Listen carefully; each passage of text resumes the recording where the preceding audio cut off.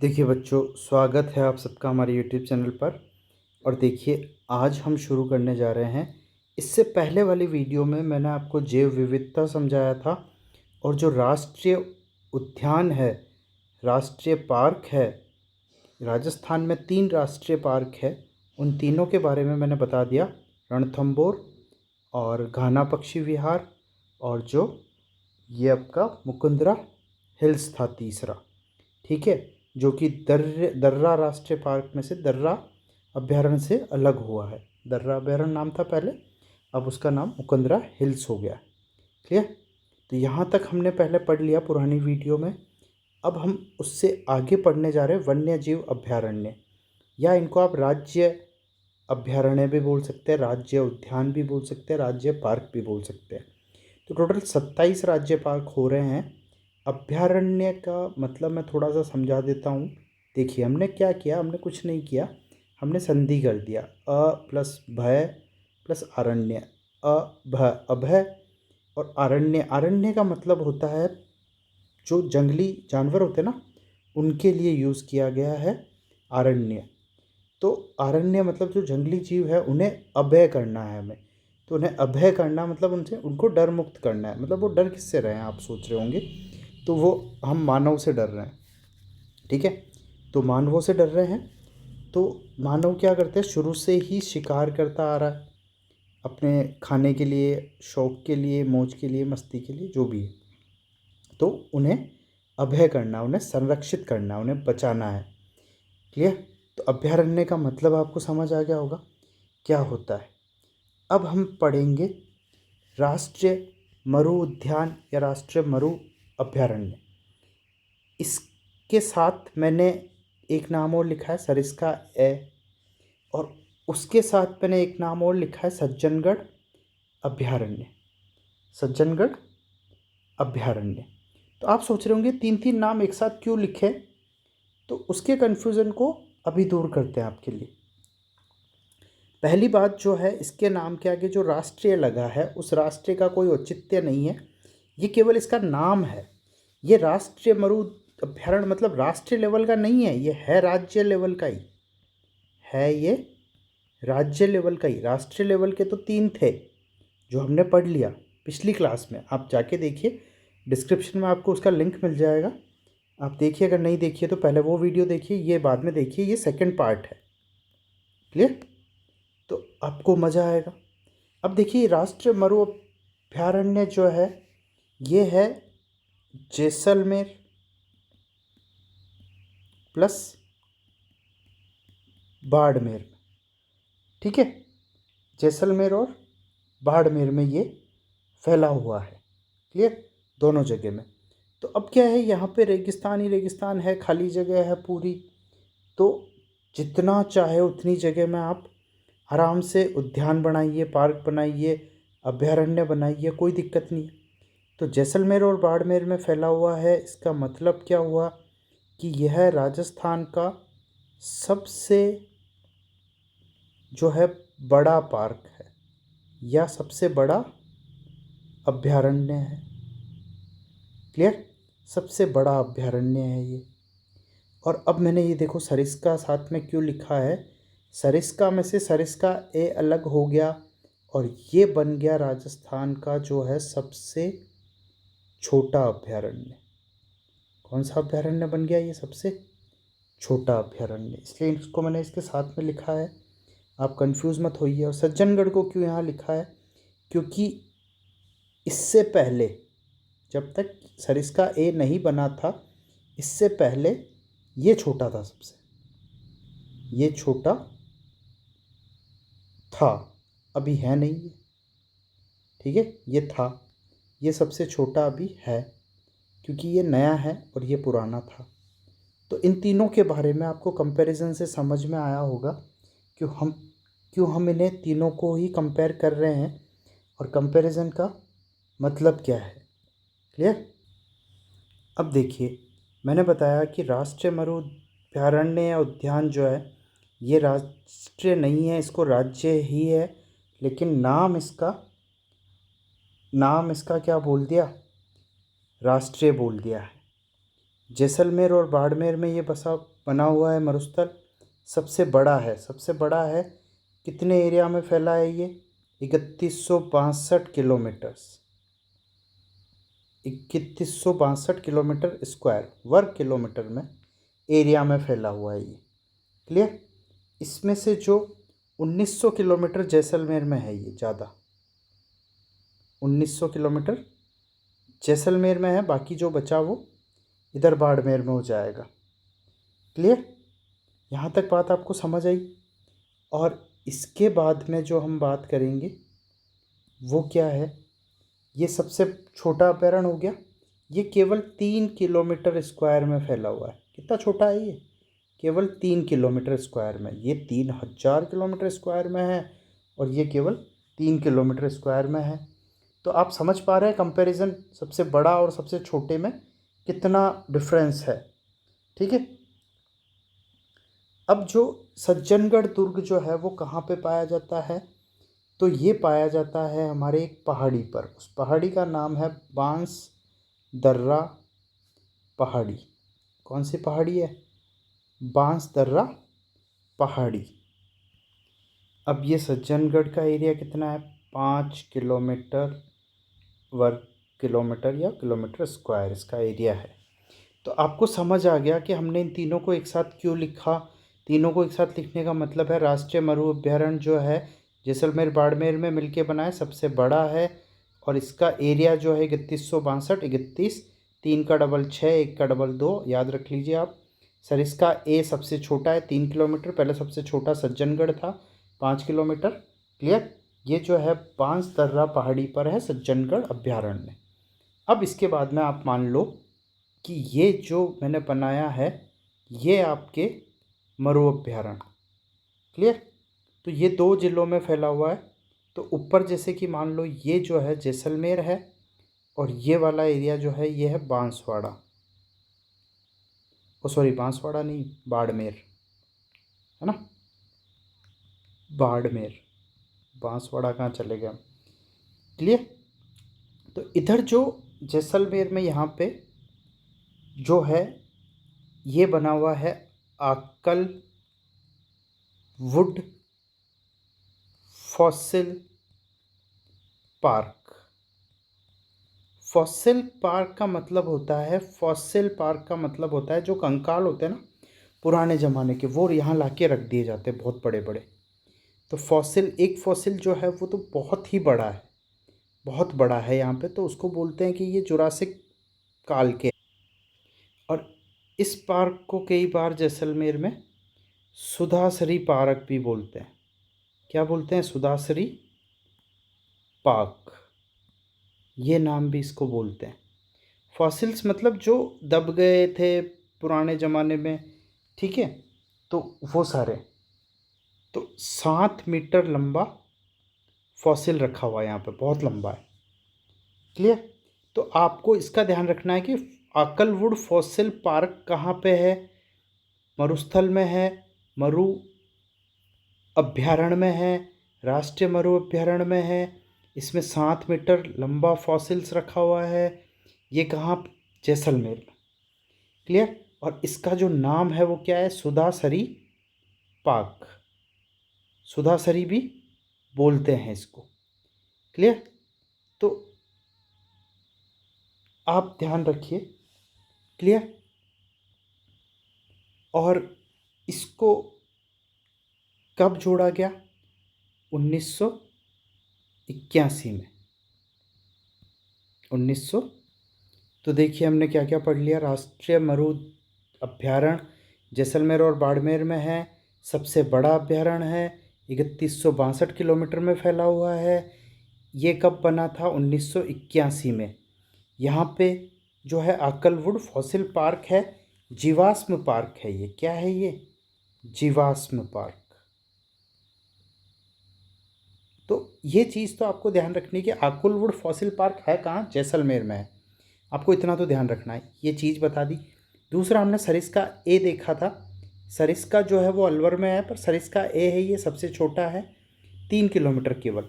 और सज्जनवुड जो है वो 5 किलोमीटर, पहले ये छोटा था अब ये छोटा है।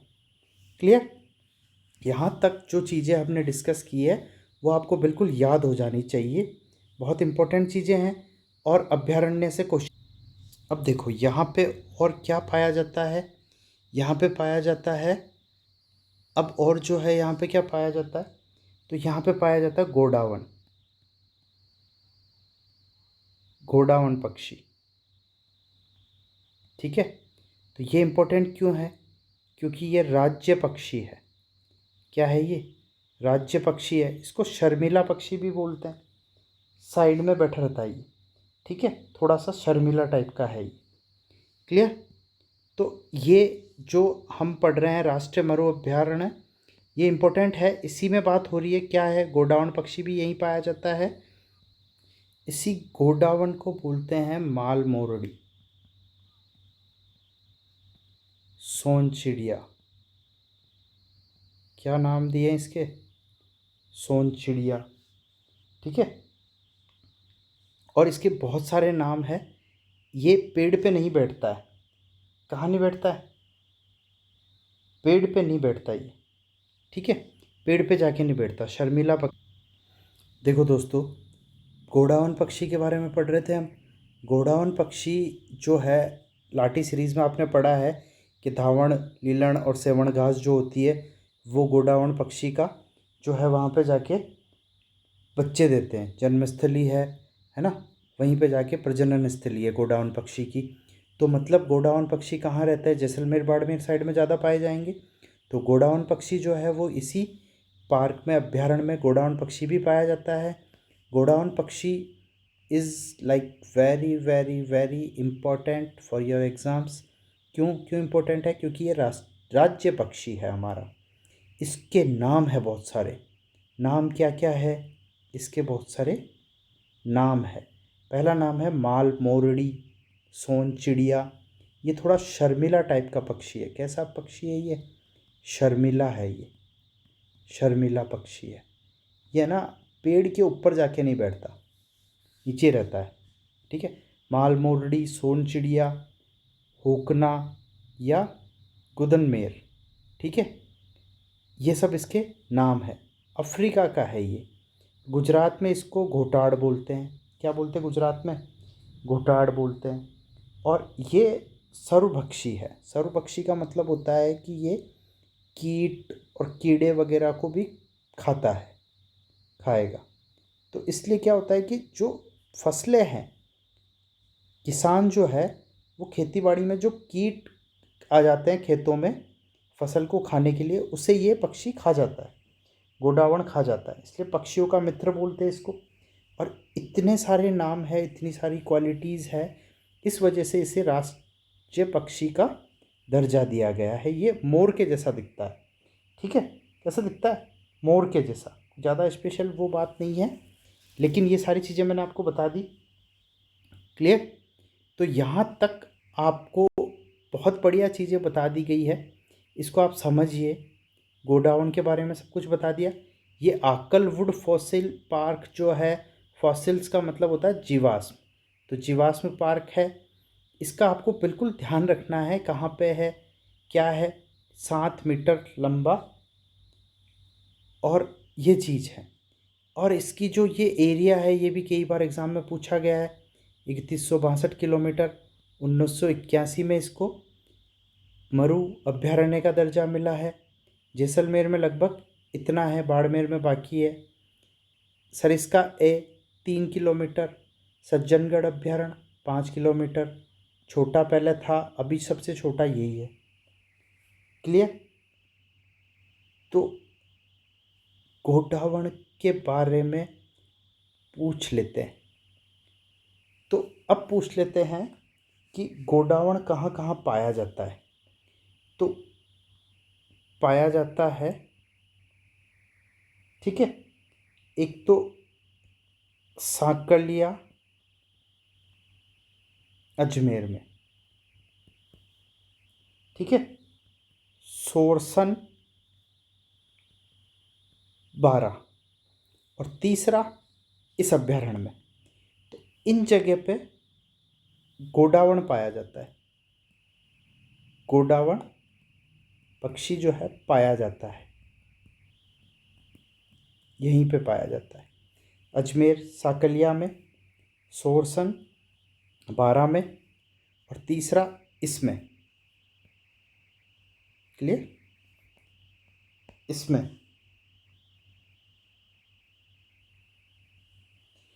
तो इस अभ्यारण्य में और क्या क्या चीज़ें पाई जाती है?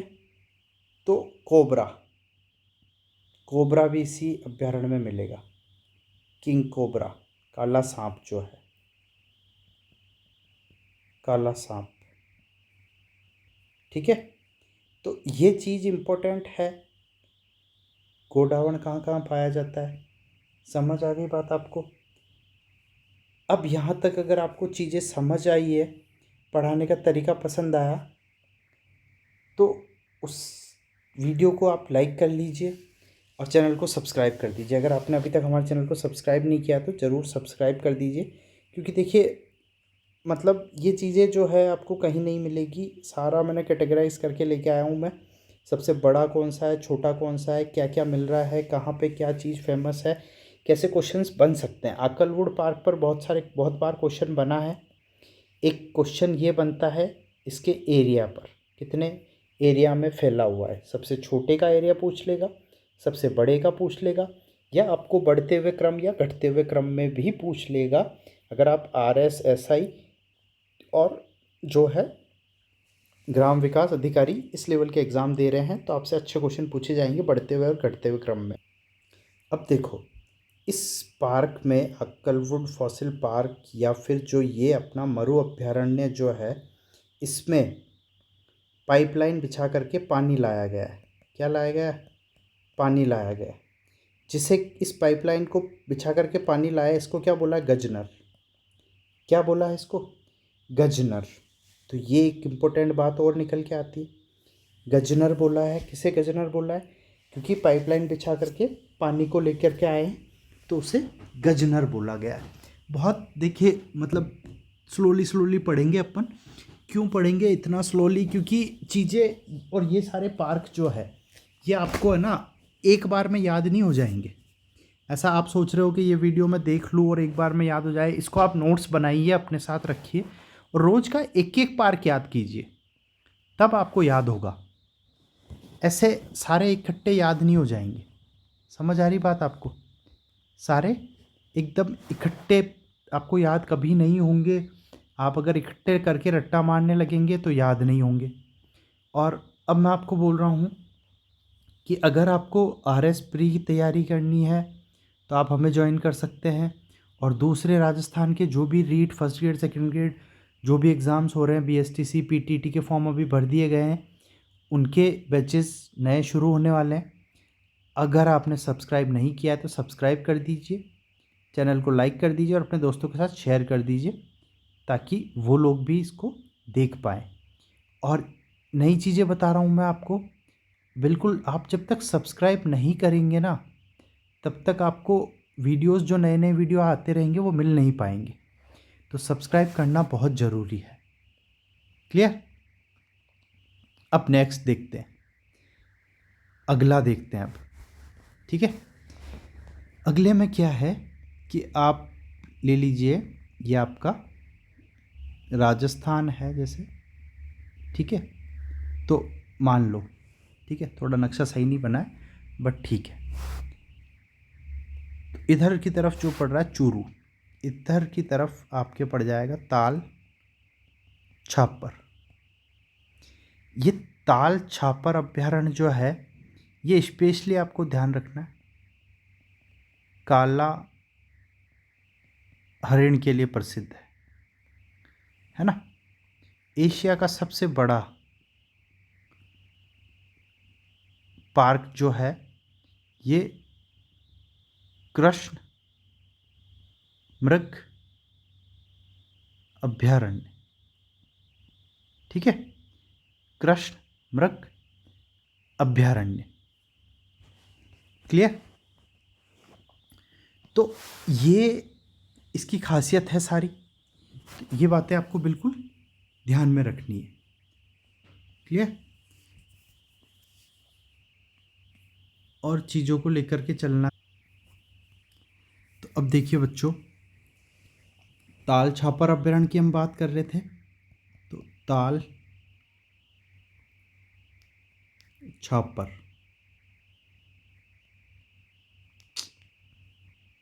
पेन भी नहीं चल रहा ढंग से, ताल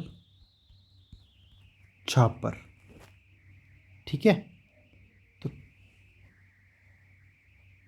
ताल छापर अभ्यारण्य ये किसके लिए फेमस है? काले हिरण के लिए, या फिर इसको एशिया का सबसे बड़ा कृष्ण मृग अभ्यारण्य भी बोलते हैं।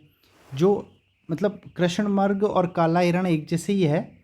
जो चिनकारा होता है वो काला हिरण होता है, और जो कृष्ण मृग, चीतल वगैरह जो बोलते हैं, सांबर, ये काला काला मृग हो जाता है, कृष्ण मृग, है ना। काला हिरण और कृष्ण मृग एक जैसे ही है, आपको ज़्यादा कन्फ्यूज़ होने की ज़रूरत नहीं है। कोई बोलता है कि अलग अलग है, तो हाँ मान लीजिए अलग अलग है, लेकिन पाए जाते हैं, ठीक है, कोई दिक्कत नहीं, इसमें कोई बहस, या क्योंकि एग्ज़ाम में नहीं पूछा जाता कि ये है क्या। क्लियर। तो अब इसको जो ताल छापर अभ्यारण्य है, इसी का दूसरा नाम है द्रोणपुर। क्या नाम है इसका? द्रोण रहते थे, ठीक है।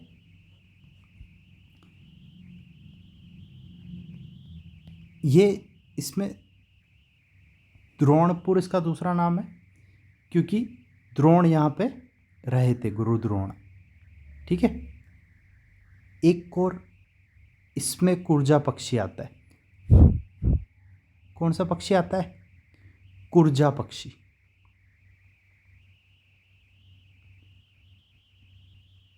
कुर्जा पक्षी, है ना। ये पक्षी जो है, ये विरह का प्रतीक है। किसका प्रतीक है? ये प्रतीक है विरह का।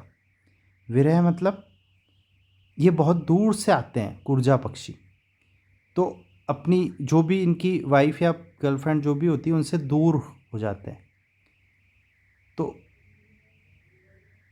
ठीक है, ये आ जाते हैं पक्षी। अब ये काले हिरण या कृष्ण मृग यहाँ क्यों रहते हैं? क्योंकि ये एक घास पाई जाती है यहाँ पे। घास को बोलते हैं मोथिया घास। क्या बोलते हैं? मोथिया घास। वो घास खाते हैं ये, इसलिए यहाँ रहते हैं, ठीक है। एक और झाड़ियाँ उगती है यहाँ पे, उसे बोलते हैं लाना। खारे पानी की झाड़ियाँ होती है ये, लवणीय खारे पानी में जो है उसको बोलते हैं लाना। तो यहाँ से इंपॉर्टेंट चीज़ें क्या निकल जाती है? थाल छापर, थाल छापर का दूसरा नाम क्या है? द्रोणपुर। कुर्जा पक्षी यहाँ आते हैं दूर से, विरह का प्रतीक है क्योंकि ये बहुत दूर से आते हैं। ताल छापर किसके लिए प्रसिद्ध है? काले हिरण के लिए। और एशिया का सबसे बड़ा कृष्ण मृग अभ्यारण्य ताल छापर अभ्यारण्य को ही बोलते हैं। क्लियर। देखो, ताल छापर के बारे में हम बात करते हैं यहाँ पे। अब इस अभ्यारण्य में एक्चुअली क्या है कि, है ना, इस अभ्यारण्य में आप ये चीज़ को ध्यान रखिए कि इस अभ्यारण्य में जो है ताल छापर नामक, ताल छापर नामक एक झील है। ताल छापर नामक एक झील है, ठीक है। क्या है? झील है। उस झील पर इसका नाम पड़ा है ताल छापर अभ्यारण्य। क्लियर। ये जो है 4 अक्टूबर को 1962 में, 4 अक्टूबर 1962 को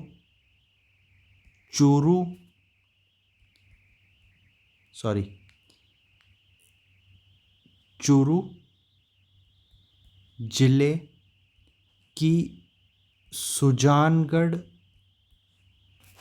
तहसील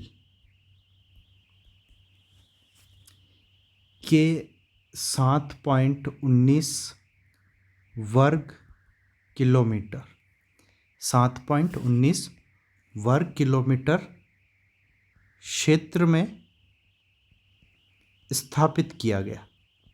कब स्थापित किया गया? 4 अक्टूबर 1965 को। क्लियर? समझ आ रही है आपको बात? स्थापित किया गया। यह अभ्यारण्य काले हिरणों और प्रवासी पक्षी कूर्जा के लिए प्रसिद्ध है। 2 चीज़ें यहाँ पे फेमस है, काले पक्षी, काले हिरण और कूर्जा पक्षी, है ना। और अब यहाँ पे क्या है कि जब वर्षा काल होती है, जब वर्षा काल होता है मतलब जब बारिश होती है, तो वर्षा काल में यहाँ पर मोचिया घास, है ना। कौन सी घास? या तो मोथिया या मोचिया घास बोलते हैं। क्लियर? मोचिया, इसका देखिए नाम सुनिए आप, क्या नाम है?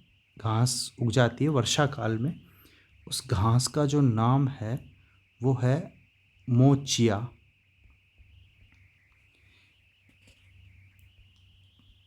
Cyprus, Mochia Cyprus रोटन्स, Mochia Cyprus रोटन्स नामक घास।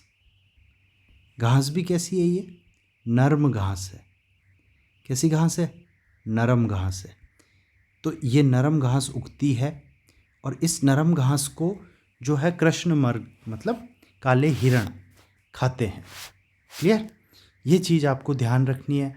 महाभारत काल में छापर द्रोणपुर के नाम से जाना जाता था, जहाँ पर गुरु द्रोणाचार्य का आश्रम था। जहाँ पर क्या था? गुरु द्रोणाचार्य का आश्रम था यहाँ पे। क्लियर है? आपको समझ आ रही बातें? तो एक बार हम फिर से डिस्कस कर लेते हैं क्या क्या हमने इसके बारे में पढ़ा है अब तक और क्या पढ़ने की आपको ज़रूरत है। तो ये जो है ये कहाँ पे है? चूरू डिस्ट्रिक्ट में। चूरू डिस्ट्रिक्ट में ताल छापर नामक एक झील है ना। उस झील के नाम पे इसका नाम ताल छापर अभ्यारण्य पड़ा है। इसका नाम द्रोणपुर भी था। ठीक है। कूर्जा पक्षी यहाँ पे बहुत दूर से आते हैं, जो विरह का प्रतीक माना जाता है कूर्जा पक्षी। ताल छापर, काला हिरण एशिया का सबसे बड़ा कृष्ण मृग अभ्यारण्य भी बोलते हैं इसको। मेथिया घास या फिर मोचिया घास, मोतिया या मोचिया घास, साइप्रस रोटन्स नामक नर्म घास यहाँ उगती है। उस नर्म घास को खाने के लिए यहाँ पे मृग हिरण यहाँ पे रहते हैं। ये जो मृग हिरण है ये कौन सी घास खाते हैं? यही वाली घास खाते हैं। क्लियर? और यहाँ पे जो ये नमकीन दलदली जो ज़मीन है उसमें लाना घास पैदा हो जाती है, उग जाती है। तो ये सारी बातें रही ताल छापर के बारे में। अब नेक्स्ट हम पढ़ेंगे सरिस्का वन्य जीव अभ्यारण्य। देखो पहले जो मैंने लिखा है ऊपर वो है सरिस्का ए। वो क्या है? सरिस्का ए। अब हम जो पढ़ने जा रहे हैं वो है सरिस्का वन्य जीव अभ्यारण्य।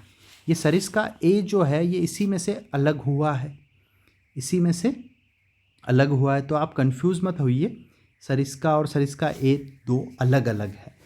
क्लियर? तो नेक्स्ट जो हम पढ़ने जा रहे हैं वो है आपका सरिस्का वन्य जीव अभ्यारण्य। क्लियर? ये कहाँ है? ये है आपके अलवर में है। कहाँ पे है ये? अलवर में, है ना। अलवर में है ये सरिस्का वन्य जीव अभ्यारण्य अलवर। इसकी क्या स्पेशलिटी है, क्या खासियत है? तो देखिए यह अभ्यारण्य जो है, यह अभ्यारण्य जो है ये जयपुर और अलवर, जयपुर और अलवर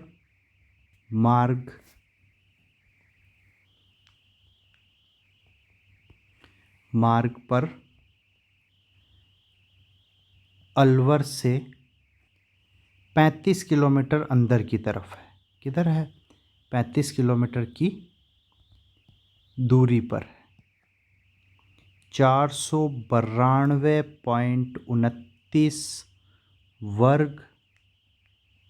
वर्ग किलोमीटर के एरिया में ये फैला हुआ है। कहाँ पे? अलवर जयपुर हाईवे से अलवर की तरफ, है ना। अलवर से 35 किलोमीटर दूरी पे ये कितने 492.29 वर्ग किलोमीटर एरिया में फैला हुआ है सरिस्का वन्य जीव अभ्यारण्य। तो ये चीज़ आपको ध्यान रखनी है, इम्पोर्टेंट बात है। इसके बाद में और इम्पोर्टेंट चीज़ें क्या है इसके बारे में, फिर इसके बाद में हम पढ़ेंगे इसकी स्थापना कब हुई। क्या पढ़ेंगे हम? स्थापना के बारे में। स्थापना के बारे में आप पढ़ेंगे 1 नवंबर 1955 को इसकी स्थापना की गई। क्लियर? 1 नवंबर 1955 को। और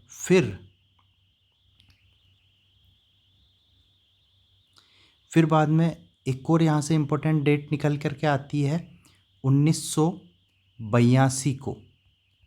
1982 को राज्य सरकार ने केंद्र सरकार को लेटर लिखा इसके बारे में। क्या लिखा? कि इसको बनाओ आप राष्ट्रीय उद्यान चौथा। ये भी बड़ा है, अच्छा है, तो क्या आप इसको राष्ट्रीय उद्यान बनाओ चौथा, 4th नंबर का राष्ट्रीय उद्यान बना दो इसी को।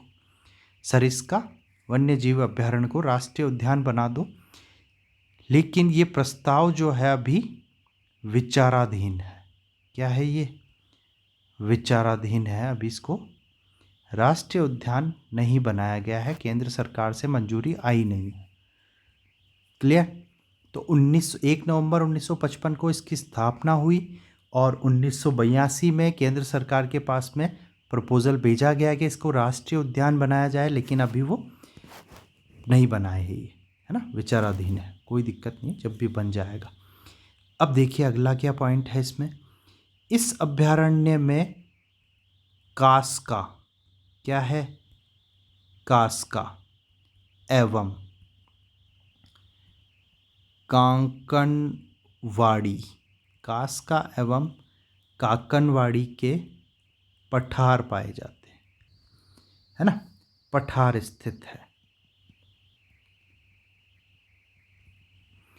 कास्का एवं कांकनवाड़ी के पठार स्थित है यहाँ पे। क्लियर? कास्का एवं कांकनवाड़ी के पठार स्थित है। इस अभ्यारण्य में 1978 से 1978 से 79 तक, 78 to 79 में बाघ परियोजना प्रारंभ की गई। क्या किया गया? बाघ परियोजना प्रारंभ की गई, है ना, जो कि राजस्थान की दूसरी बाघ परियोजना थी। पहली बाघ परियोजना आपको पता है रणथंभौर, है ना, और दूसरी बाघ परियोजना 1978-79 में कहाँ पे शुरू की गई? सरिस्का, है ना, वन्य जीव अभ्यारण्य अलवर में, अलवर वाले सरिस्का में 1978 से 79 में शुरू की गई। क्लियर है? तो ये बहुत मतलब अच्छी चीज़ें हैं, इम्पोर्टेंट चीज़ें हैं जो हम पढ़ने जा रहे हैं, जो हम पढ़ रहे हैं। और आप बिल्कुल अपने नोट्स बनाते जाइए और साथ साथ में लिखते जाइए, क्योंकि हम बहुत कुछ डिस्कस करने जा रहे हैं अभी, आगे और चलेगा। और मैं पहले भी बता चुका हूँ कि ऐसा नहीं है कि आप एक बार वीडियो देखेंगे आपको याद हो जाएंगी चीज़ें। इनको आपको याद करना पड़ेगा, पढ़ना पड़ेगा, एक एक को रोज़ पढ़िए। एक साथ सारे पढ़ के आप कन्फ्यूज़ हो जाएंगे, कुछ भी याद नहीं रहेगा। फिर सर इसका में इम्पोर्टेंट चीज़ क्या है? तो इम्पोर्टेंट चीज़ है यहाँ पर आरटीडीसी का होटल है। कौन सा है? आरटीडीसी का होटल है। आरटीडीसी का होटल है। इस होटल का नाम क्या है? Tiger Dan. होटल का नाम क्या है? Tiger Dan. ये क्या है? आरटीडीसी का होटल है। आरटीडीसी मतलब सरकारी, जो रोडवेज, जो वॉल्वोज वगैरह चलती है ना, वो आरटीडीसी वाली होती है। और आरटीडीसी के जो होटल्स होते हैं वो गवर्नमेंट, मान लीजिए आप गवर्नमेंट टाइप के, उसका नाम क्या है? Tiger Dan. ये कहाँ पे है? सरिस्का में। इसके बाद में नेक्स्ट पॉइंट जो है इसका बनता है वो क्या है, इस अभ्यारण्य क्षेत्र में फेमस मंदिर है नीलकंठ महादेव का मंदिर। नीलकंठ महादेव का मंदिर किसका मंदिर है? नीलकंठ महादेव का मंदिर। दूसरा जो है गडराजोर, क्या है नाम? गडराजोर का जैन मंदिर भी है यहाँ पे। गडराजोर का जैन मंदिर है। फिर तीसरा जो है पाराशर आश्रम है यहाँ पे। पाराशर आश्रम है यहाँ पे। फिर बाद में क्या है, तो है भर्तहरि। भर्तहरि की गुफाएं हैं। भर्तहरि की गुफाएं हैं एवं भर्तहरि की गुफाएं। तो देखिए, नीलकंठ महादेव मंदिर, गडराजोर का जैन मंदिर है ना, और पाराशर आश्रम और भर्तहरि की गुफाएं यहाँ पे है। उसके बाद में क्या है यहाँ पे फेमस? पांडुपोल। क्या फेमस है? पांडुपोल। इस अभ्यारण्य में स्थित है ये सारी चीज़ें। ये सब इम्पोर्टेंट है। एक तो आरटीडीसी होटल है, उसका नाम है टाइगर डैन। दूसरा जो है नीलकंठ महादेव मंदिर, गडराजोर का जैन मंदिर, पाराशर आश्रम, भर्तहरि की गुफाएं और पांडुपोल, ये यहाँ पे स्थित है। इम्पोर्टेंट चीज़ें हैं, आपको याद रखनी है। धीरे धीरे याद हो जाएगी, आप बार बार पढ़ते रहेंगे। आप जिनसे बार बार मिलते रहते हैं उनका नाम आपको ऑटोमेटिकली याद हो जाता है। तो इनसे आपको रोज़ाना बार बार मिलना है बस। और चैनल को सब्सक्राइब कर दीजिए तो मैं आपको याद करवा दूंगा। और वीडियोस बनाएंगे हम, और वीडियो आप देखेंगे तो आपको अपने आप से याद हो जाएगी चीज़ें सुन करके। यहाँ पर जो है बघेरा। बघेरा क्या होता है? सांभर। सांभर एक तरीके से हिरण के टाइप का ही होता है, ठीक है। चित्तल भी जो अपन ने पढ़ा था ना, कृष्ण मृग, उसी का एक टाइप है, ठीक है।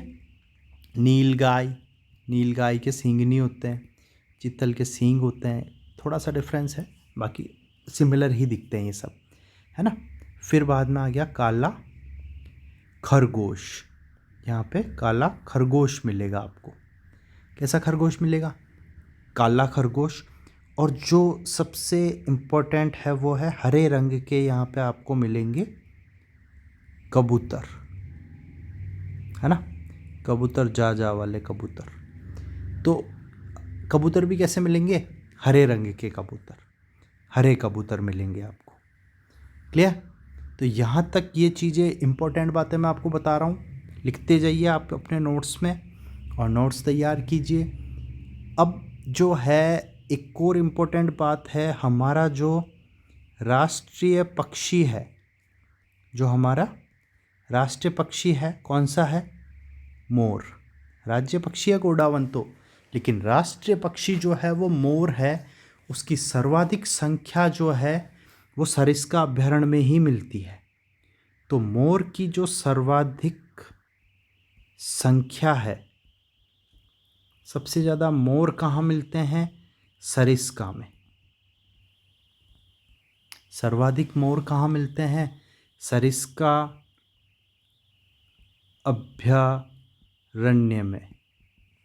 क्लियर?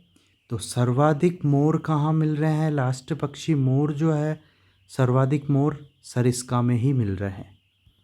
तो आपको बहुत अच्छी चीज़ें पता चल रही होगी, कुछ चीज़ें आपको नई होंगी, कुछ चीज़ें आप पहले से जानते होंगे, कहीं से पढ़ा होगा आपने, और नहीं पढ़ा है तो आप नोट्स तैयार कर लीजिए। बिल्कुल, आप स्क्रीनशॉट भी ले लीजिए, कोई दिक्कत नहीं है। इसीलिए मैं ऐसे ही लिख रहा हूँ, कुछ आपको पीछे से कोई भी वो नहीं है। और स्क्रीनशॉट ले लीजिए आप आराम से, और उसको पढ़िए घर पे बैठ के। अब आ जाता है अगला, सरिस्का अभ्यारण्य के भीतर बसे 28 गांवों को भी अन्यत्र बसाकर बाघों के संरक्षण की योजना बनाई गई है। तो यहाँ पे जो 28 गांव थे, उन 28 गांवों को यहाँ से कहीं और बसा दिया।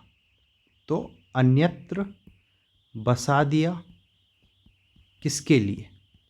बाघों के संरक्षण के लिए।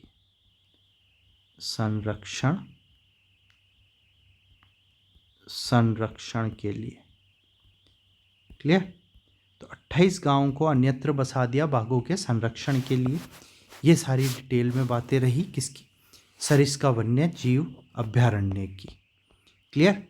अब हम पढ़ने जा रहे हैं नेक्स्ट जय संबंध अभयारण्य। उदयपुर में है ये। कौन सा अभयारण्य है ये? जय संबंध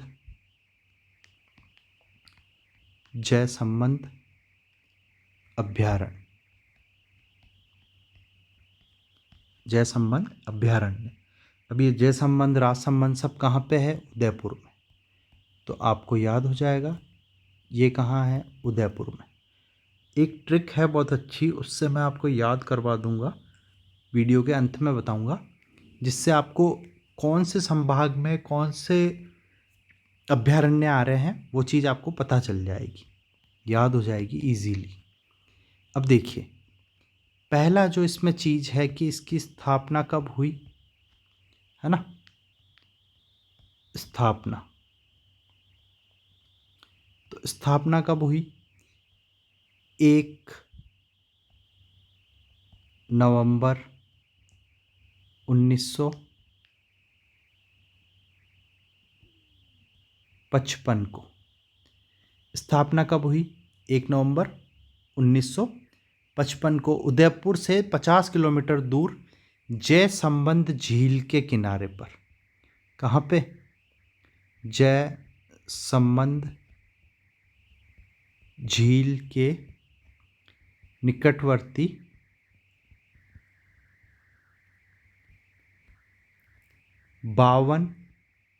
52.34 किलोमीटर स्क्वायर एरिया में इसको बनाया गया।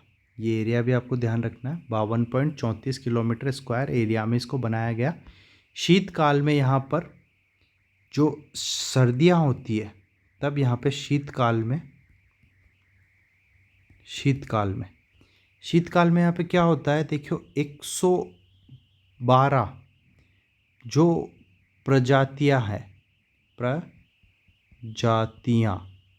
112 प्रजातियों के पक्षी यहाँ पे आते हैं। 112 प्रजातियों के पक्षी यहाँ पे आते हैं। कब? सर्दियों में, शीतकाल में 112 प्रजातियों के पक्षी यहाँ पे आते हैं शीतकाल में। बहुत बड़ी बात है, मतलब हमारे यहाँ राजस्थान में कितनी सारी चीज़ें हैं जो हम जानते भी नहीं हैं। ठीक है, तो ये सब चीज़ें हैं। क्लियर? अब देखिए, 112 प्रजातियों के पक्षी आते हैं यह, और इसमें से यह जो है बहोरा पक्षी। कौन सा पक्षी है? बहोरा पक्षी। बहोरा पक्षी के आश्रय स्थली कहलाती है। क्या कहलाती है? बहोरा पक्षी के आश्रय स्थल के रूप में जाना जाता है ना?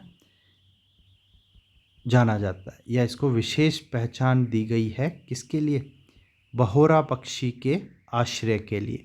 112 तरह की प्रजातियां आती है सर्दियों में, और इसको बहोरा पक्षी के आश्रय स्थल के लिए विशेष इसको पहचान दी गई है, मिली गई है यहाँ पे। और यहाँ पे जो है चितकबरे का मतलब होता है अलग अलग, मतलब कलर के होते हैं।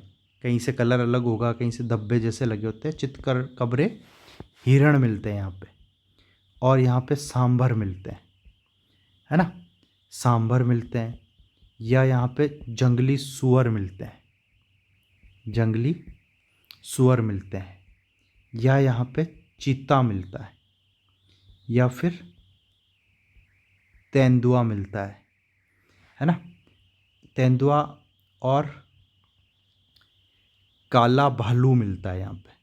क्या पाया जाता है इसमें? काला भालू। उसके बाद में जो है चकवा चकवी। क्या पाए जाते हैं यहाँ पे? चकवा चकवी आदि वन्य जीव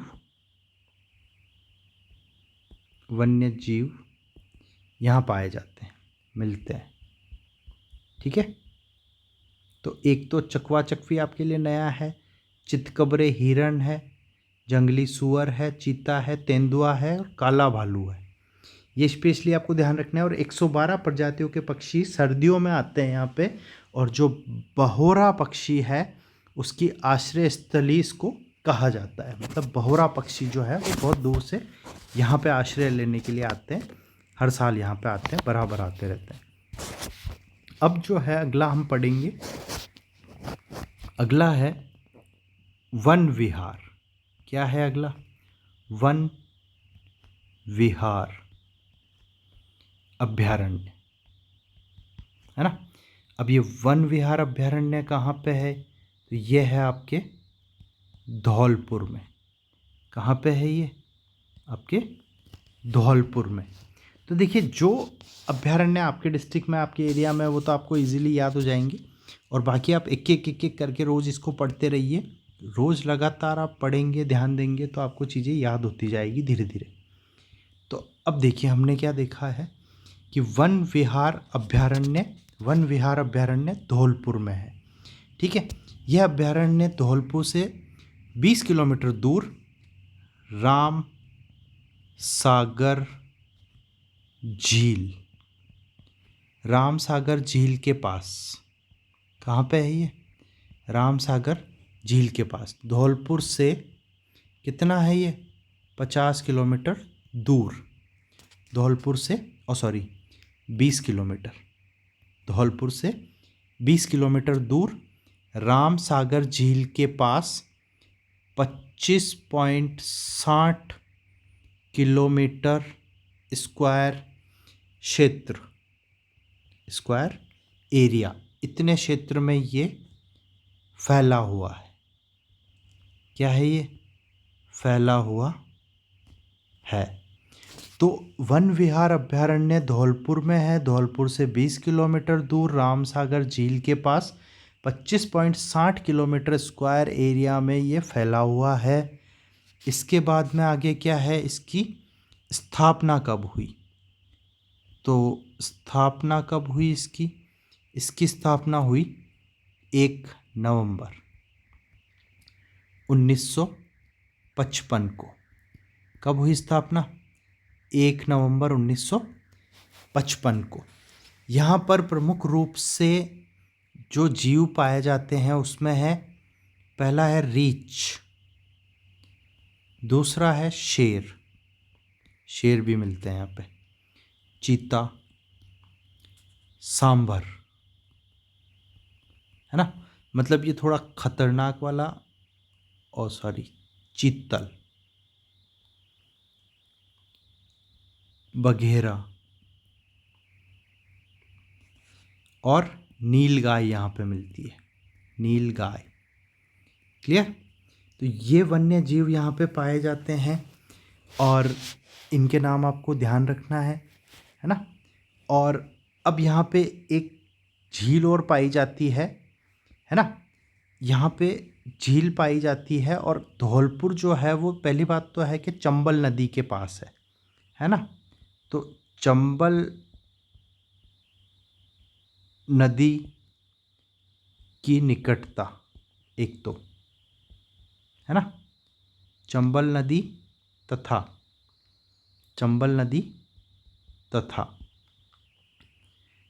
तालाब ए शाही झील है। यहाँ पे तालाब ए शाही झील की निकटता है इसके। मतलब तालाब, एक तो चंबल नदी है पास में और एक है तालाब ए शाही झील की निकटता से यह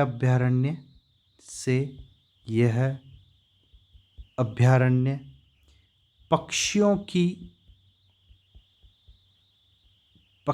की आश्रय स्थली, या इसको हम बोल सकते हैं उत्तम आश्रय स्थली बन गया है।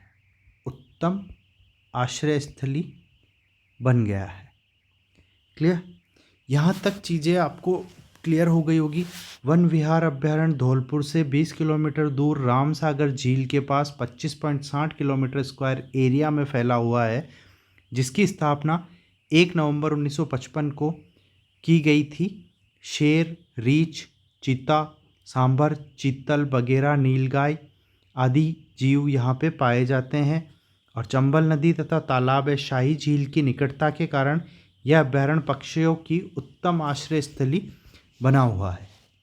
ठीक है, तो यहाँ तक आपको चीज़ें समझ आ रही है। इसके बाद में हम पढ़ते हैं माउंट। तो माउंट आबू जो है ना, वहाँ पे माउंट आबू अभ्यारण्य है। कौन सा अभ्यारण्य है? माउंट आबू अभ्यारण्य। ठीक है, अब माउंट आबू कहाँ है, किस ज़िले में पड़ता है? आपको पता है, सिरोही में। तो माउंट आबू अभ्यारण्य कहाँ है? सिरोही में। तो यह अभ्यारण्य सिरोही जिले के माउंट आबू क्षेत्र में 326 स्क्वायर किलोमीटर एरिया में फैला हुआ है। कितने एरिया में? 326.10 किलोमीटर स्क्वायर क्षेत्र में फैला हुआ है। क्लियर है ना? ये चीज़ है 326.10 किलोमीटर स्क्वायर या वर्ग किलोमीटर एरिया में फैला हुआ है। इसकी जो स्थापना हुई, स्थापना कब हुई? तो आप कहेंगे सर 15 अप्रैल 2008 को इसकी स्थापना की गई। क्लियर? यहाँ की प्रमुख विशेषताएं क्या है? विशेष क्या है यहाँ पे? यहाँ पे विशेष है जंगली मुर्गे। क्या विशेष है यहाँ पे? जंगली मुर्गे एवं आबू एंसिस डिकिल्पटेरा। क्या है? डिकिल्पटेरा, आबू एंसिस डिकिल्पटेरा नामक वनस्पति यहाँ पे पाई जाती है।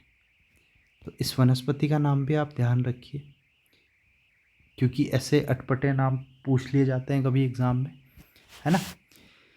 और एक और जो बढ़िया सी चीज़ है और क्वेश्चन बना है, पूछा जाता है, क्या पूछा जाता है कि यहाँ पर उगने वाली एक विशेष प्रकार की स्थानीय घास, यहाँ पर उगने वाली एक विशेष प्रकार की स्थानीय घास, विशेष घास, है ना, विशेष घास, जिसे स्थानीय भाषा में, यहाँ पे स्थानीय भाषा में कारा बोलते हैं। क्या बोलते हैं? कारा। एक विशेष प्रकार की घास पाई जाती है यहाँ पे, जिसको स्थानीय भाषा में वहाँ के लोकल लोग जो है अपनी भाषा में बोलते हैं, कारा कहते हैं। तो ये कारा का क्वेश्चन भी पूछा जाता है। कारा क्या है? तो आपको बताना होगा। माउंट आबू अभ्यारण्य सिरोही में जो विशेष प्रकार की घास होती है उसे वहाँ के स्थानीय भाषा में कारा बोला जाता है। क्या बोला जाता है? कारा। यहाँ पर भी रीछ, जरक, भेड़िया, नीलगाय, है ना, यही सब, शेर, चीता, क्योंकि ये तो पहाड़ी एरिया है तो यहाँ पे तो शेर, चीता भी होगा ही होगा। माउंट आबू में अरावली का सबसे ऊंचा गुरु शिखर है। ठीक है, तो ये सारे तितर, बटेर वगैरह, जंगली सुअर, ये सब चीतल वितल यहाँ पे सब कुछ पाया जाता है। ठीक है, वही सारे नाम है। अभ्यारण्य में प्राकृतिक रूप से उगे फलों के बाग पाए जाते हैं। ठीक है, ये चीज़ लिखने की ज़रूरत नहीं है, कोई दिक्कत नहीं। नेक्स्ट हम देखते हैं, अगला है जवाहर सागर। जवाहर सागर अभयारण्य, जवाहर सागर अभयारण्य।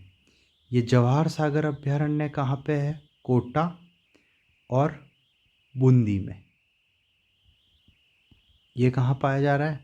कोटा और बूंदी में। यहाँ पे ये किसके लिए फेमस है? ये फेमस है यहाँ पे कुछ मतलब बहुत बड़े सघन वन पाए जाते हैं बांस के। बांस के सघन वन के लिए ये प्रसिद्ध है। क्या पाए जाते हैं यहाँ पे? बांस के सघन वन पाए जाते हैं। और ये जो है ये फैला हुआ है 182.11 182.11 वर्ग किलोमीटर एरिया में, है ना। कितने एरिया में फैला हुआ है ये? 182 वर्ग किलोमीटर एरिया में फैला हुआ है। इसकी स्थापना कब हुई? स्थापना हुई 9 अक्टूबर 1975 को। कब हुई स्थापना? 9 अक्टूबर 1975 को जवाहर सागर अभयारण्य की स्थापना की गई। ये अभयारण्य कोटा जिले के जवाहर सागर बांध के निकटवर्ती क्षेत्र में स्थित है। तो इसका जवाहर सागर नाम क्यों पड़ा? क्योंकि ये कोटा क्षेत्र के कोटा में ये जो है जवाहर सागर बांध के निकटवर्ती क्षेत्र में है। कहाँ पे है ये? निकटवर्ती क्षेत्र में, इसलिए इसका नाम क्या पड़ गया? जवाहर सागर अभयारण्य। क्लियर? याद रहेगा आपको। नेक्स्ट जो है यहाँ पे, अब देखो यहाँ पे क्या होगा, ये जलीय है, मतलब अब जवाहर सागर है, कोटा बूंदी में है। कोटा बूंदी में क्या है आपका? जो ये है पानी है, वहाँ पे नदी है। तो नदियों के कारण क्या है वहाँ पे? चंबल नदी है। तो इस कारण ये जो अभयारण्य है ये किस टाइप का अभयारण्य है? जलीय अभयारण्य। ये किस टाइप का अभयारण्य है? जलीय अभयारण्य है। जलीय अभयारण्य है ना। अब जब जलीय अभयारण्य है तो जलीय अभयारण्य में क्या होगा?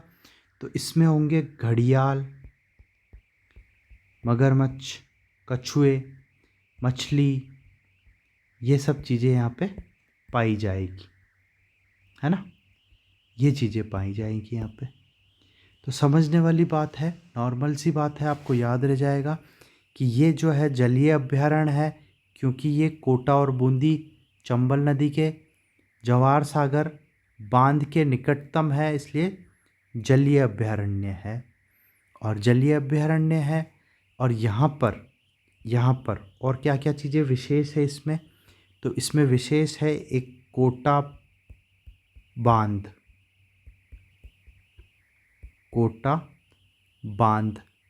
फिर बाद में आ जाता है यहाँ पे एक मंदिर आ जाता है, वो मंदिर का नाम है गेपरनाथ का मंदिर।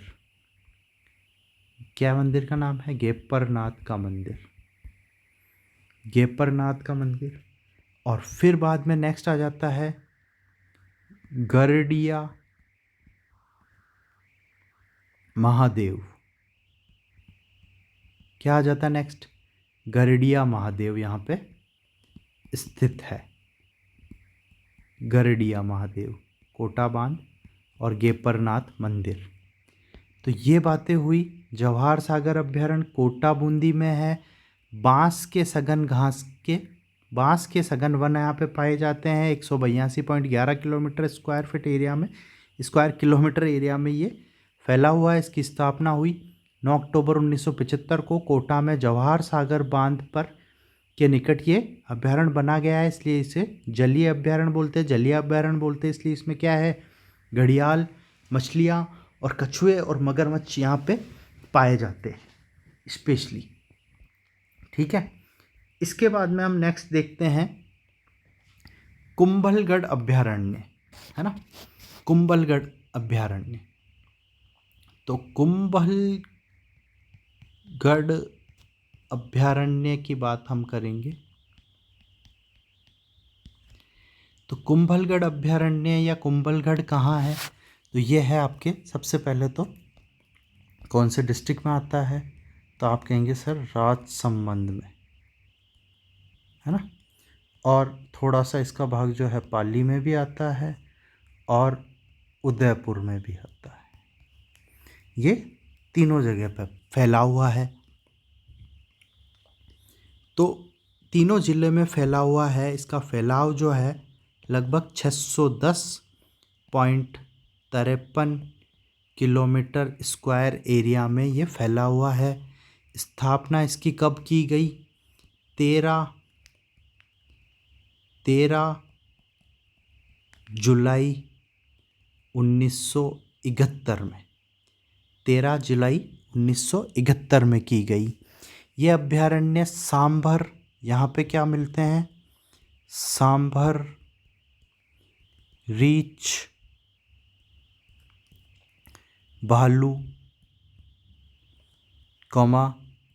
बारहसिंगा भी यहाँ पे मिलता है आपको, बारहसिंगा। और जो सबसे मेन चीज़ जो है कुंभलगढ़ में, वो आपको मिलते हैं जंगली भेड़िए, है ना, या आप इनको सियार भी बोल सकते हैं। जंगली भेड़िए यहाँ के प्रसिद्ध है। तो क्वेश्चन पूछा जाता है जंगली भेड़िए कहाँ मिलते हैं? कुंभलगढ़ अभयारण्य में। क्लियर? यहाँ पे क्या विशेषता है, विशेष क्या है यहाँ पे? तो सबसे विशेष है यहाँ पे वो है आपके कुंभलगढ़ दुर्ग। दूसरी क्या है चीज?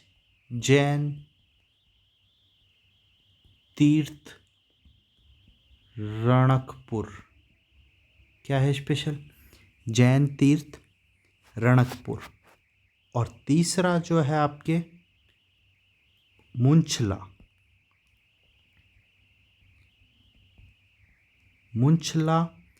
महावीर। मुंछला महावीर यहाँ पे स्थित है। जैन तीर्थ रणकपुर, मुंछला महावीर और कुंभलगढ़ दुर्ग, ये चीज़ें यहाँ की प्रसिद्ध है। इसके आगे जो बचे हैं अब रामगढ़ विषधारी अभयारण्य, सीता माता अभयारण्य। सर इसका जो अभयारण्य हमने पढ़ लिया वैसे तो, राष्ट्रीय चंबल घड़ियाल अभयारण्य, नाहरगढ़ अभयारण्य, जमवारागढ़, शेरगढ़, भैंसरोडगढ़, बंदबारेट, फुलवारी की नाल, पस्सी अभयारण्य, टाटगढ़, रावली वन्य जीव अभयारण्य, ये सब हम कल पढ़ेंगे। अब आगे कल मैं एक और वीडियो बनाऊंगा। आप अभी इस वीडियो को लाइक कीजिए, चैनल को सब्सक्राइब कीजिए। तो कल मैं एक और वीडियो बना दूंगा, उसमें हम पढ़ेंगे इसको आगे। धन्यवाद, गुड नाइट। और सब्सक्राइब करना ना भूलिए चैनल को।